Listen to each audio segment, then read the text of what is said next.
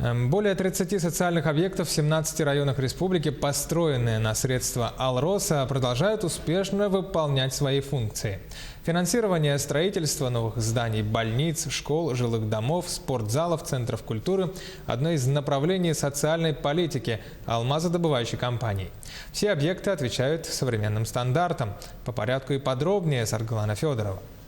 Будущих чемпионов готовят в Алросе. В спортивном комплексе с одноименным названием занимаются юные спортсмены. Упор делают на национальные и олимпийские виды спорта. Культурно-спортивный центр в селе Хандыга Тампонского района возвели 17 лет назад на средства компании «Алроса». Занимаюсь я уже 7 лет и участвовала в соревнованиях в разных улусах. И еще на республике Игорь Ботров был чемпионом. В Хандыге нет много развлечений, только в спортзале. По культурной части у нас работает 2 кружка вокальных, детский вокальный ансамбль «Росинка», занимается где-то 15 детей, и старшее поколение тоже ходит ансамбль «Ахтолган». Центр «Сосновый Бор», где круглогодично отдыхают и оздоравливаются дети со всей республики, тоже построили при финансировании алмазодобывающей компании. Сегодня в Сосновом Бору дети занимаются в 15 профильных сменах. Центр включает спальный корпус, стадион и детский сад. В год принимаем около 3500 детей со всей республики за ее пределами. К нам еще приезжают дети с разных стран. Способствовать развитию подрастающего поколения, забота о населении – приоритетные задачи, которые ставит перед собой алмазодобывающая компания. Школы, больницы, культурно-досуговые центры и другие объекты – вот неполный перечень объектов, построенных за счет компании.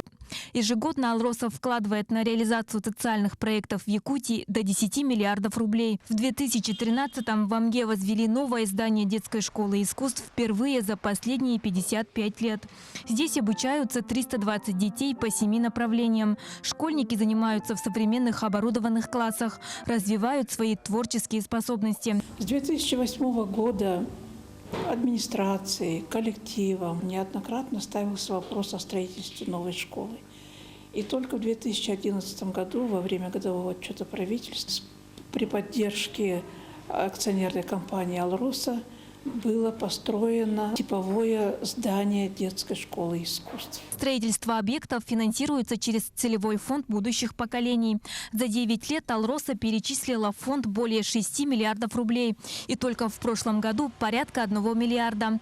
Значимость и первоочередность в жизнеобеспечении населения, а также износ существующих зданий здравоохранения, образования – главные критерии при формировании перечня объектов. Работа ведется планово и планомерно. Например, это здание многофункционального культурно-досугового комплекса в селе Майя Мигино-Кангаласского района.